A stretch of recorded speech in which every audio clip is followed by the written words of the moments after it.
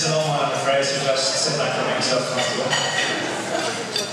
Having been asked to deliver this speech, I must confess not knowing a huge amount about Burns, the first question I asked myself was, why do we celebrate Burns Night? Why do we celebrate Robert Burns? As I began researching, I was surprised to be drawn towards an answer that I wasn't entirely expecting. Whilst the works of Burns are indeed in themselves worthy of celebration, the growth of the Burns Night tradition is itself tied up with the meaning of Scottishness and how Scots, both at home and overseas, define and see themselves. I'm very far from an expert on Burns, so I will not dwell too much on the details of his life and his works. Not least because what to me is more interesting is what Burns Night stands for. Especially relevant just now, the first Burns Night after the nail-biting Scottish referendum last year. And for us here in South Paolo, 10,000 kilometres away from Scotland. For those of you perhaps coming to your first Burns Night event, let me just give you a brief overview of the man.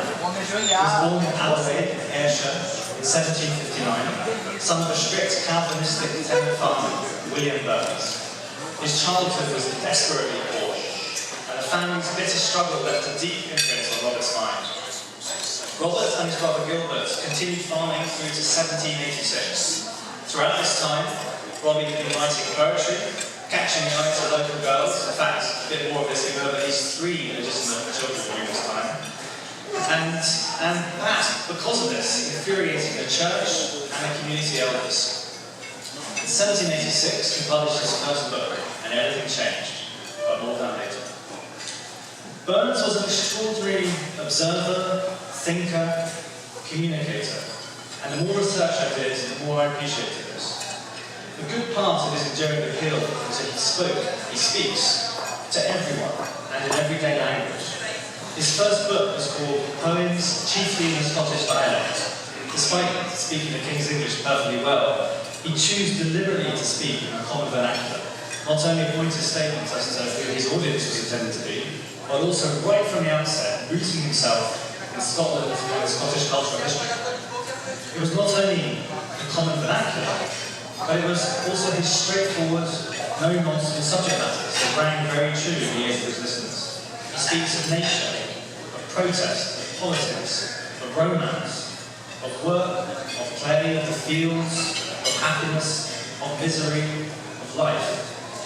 He speaks to our hearts in an engaging, look-you-in-the-eye kind of way. Burns' coins are now very famous lines and verses, perhaps one of the most recognisable being, "Oh, my love is like a red, red rose that's newly sprung in spring." He also came up with "the best laid schemes of mice and men gag out the day," or "the best laid plans of mice and men often go awry," which I have to say myself, I never realised was one of his.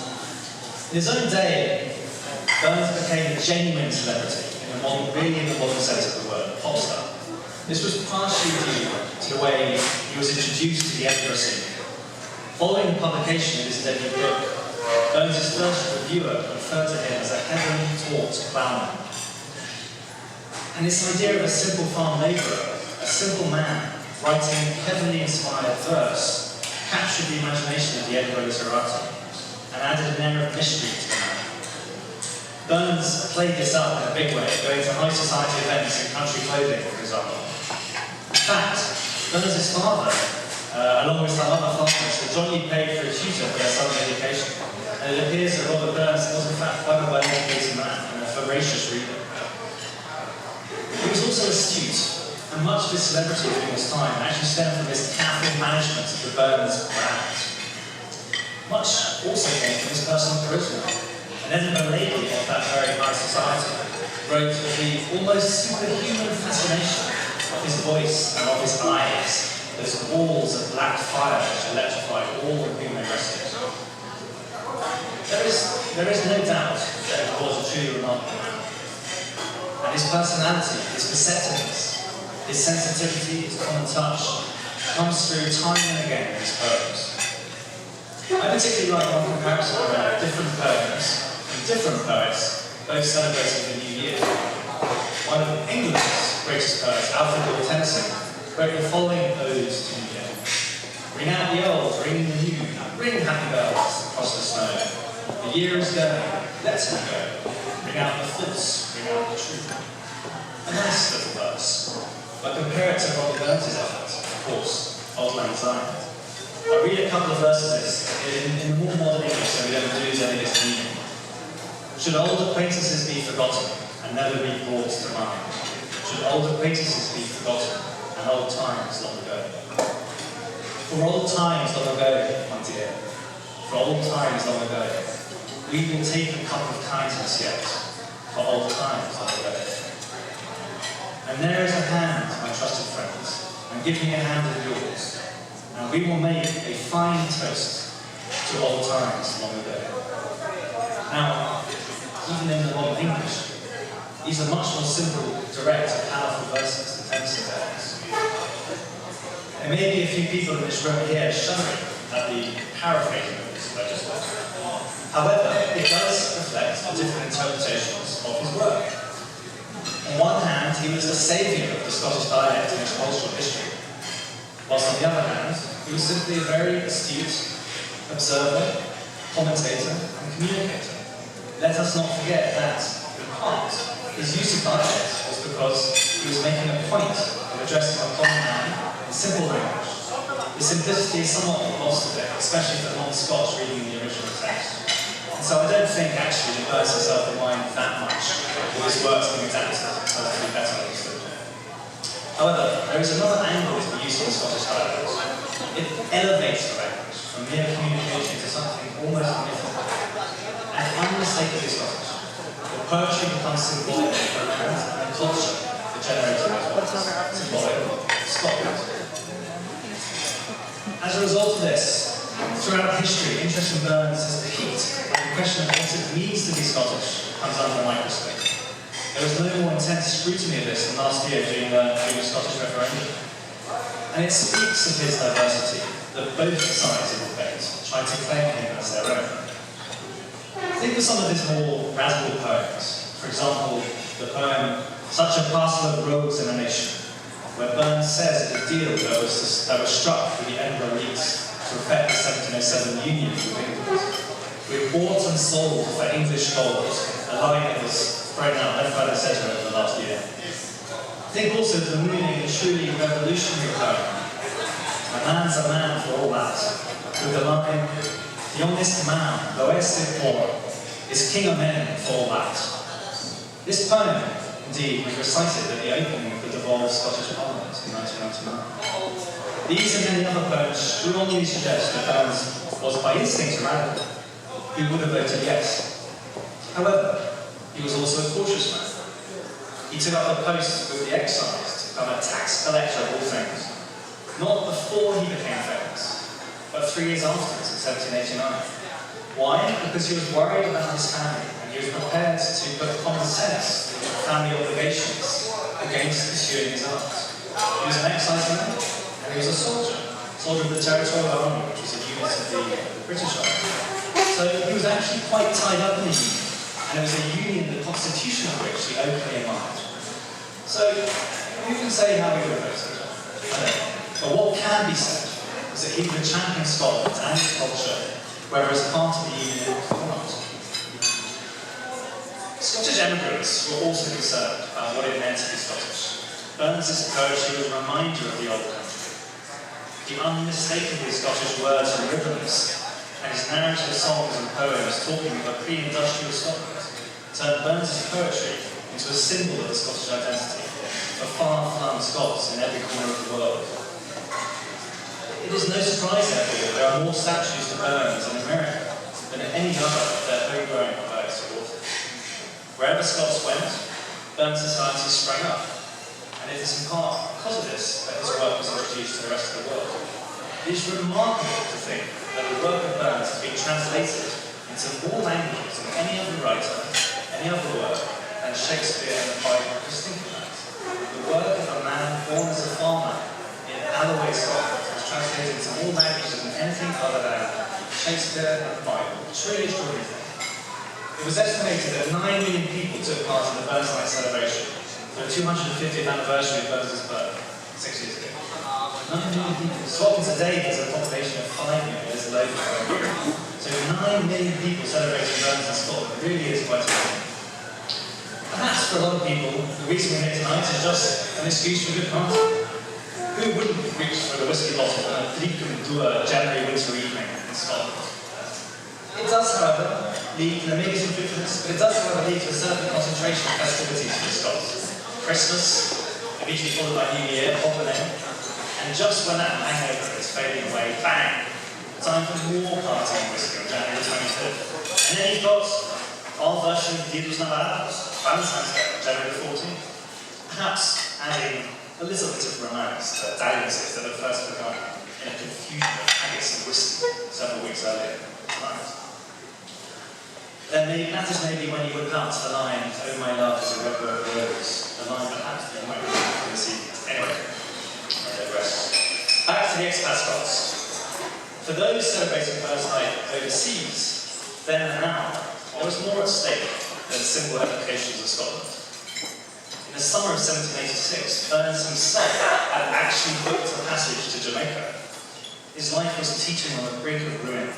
His farm was failing, his girlfriend Gianna was pregnant and had been dispatched to a relative by her furious parents.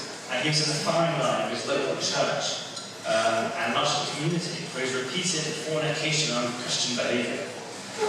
For what Burns was doing, to be honest, what many Scots before and after had done, not in relation to fornication and unchristian behaviour. And indeed, immigrants the world over, he was running from his problems, he was going away and hoping for a king's fund. Burns' first poetry collection, poems chiefly in the Scottish dialect, was published in order to generate funds for his emigration. The collection, nonetheless, the book nonetheless was such a success that he ended up staying.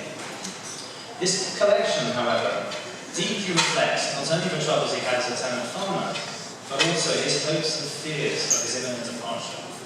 One poem, the Farewell, opens with, "Farewell, all Scotia's bleak domains, far dearer than the torrid plains, where rich ananas blow."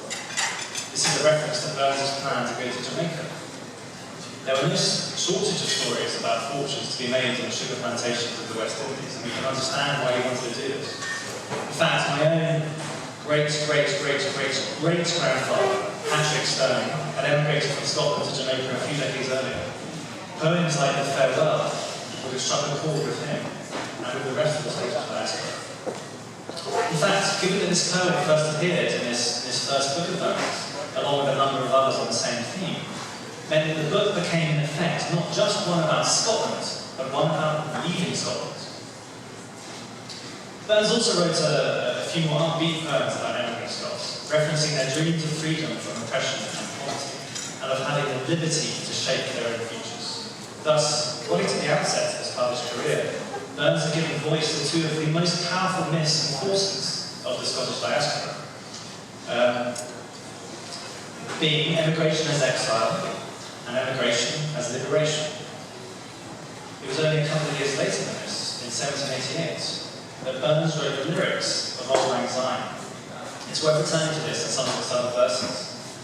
Verses 3 and 4 go, "We too," that is, we too, as in the speaker and the friend to whom he had extended his arm in an earlier verse. "We too have run about the hills and pulled the flowers fine.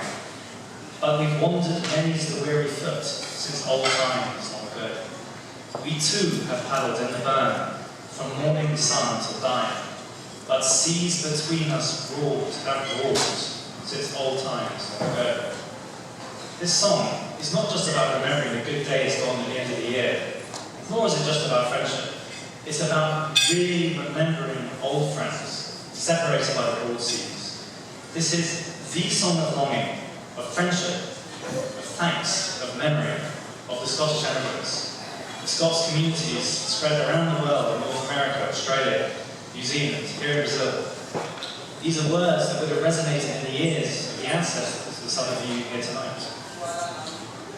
I was in fact very moved to find out completely by chance a few months ago, when my wife was looking through the journal of my great-grandfather, another Patrick Stone, that he had himself emigrated as a young man, first to Canada and then on to Brazil. He didn't actually stay very long in the end, but he was here in Sao Paulo in 1911 and 1912. He spent some time working in the interior, and he talks of his journey there of 2 days and nights on a very rickety train, and a long day on a mule of the most sore-backed variety. He also mentions a trip he took towards the end of his stay in Brazil, when he was thinking about his future wife, to whom he was already engaged. On the edge of the Sao Paulo state border, he wrote, "On that spot, in a spirit of extreme optimism, it looked possible to ask a girl to come out from home and face that life." On leaving Brazil, he later admitted, "A very few days back home revealed the utter madness of that suggestion." What a good job my wife was sufficiently mad to say yes. Patrick was in Sao Paulo some 12 years before this St Andrew's Society was formed in 1924. But I like to think that he met or knew the first president, one Thomas Valentine Muir, and perhaps raised a glass of whiskey on a warm January 25th evening to the Scottish bard who wrote so movingly about her. So let us do the same. Please be upstanding to join me in the toast, but also to what our celebration of him represents, a celebration of, independent or not, a celebration of Scotland. To Berners and to Scotland. Thank you very much.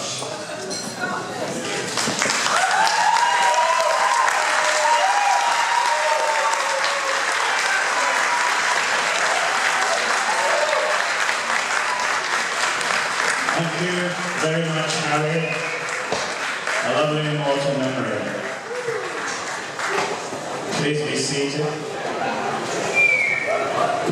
It now gives me great pleasure to call upon James Cahoon, who will give us the lasses.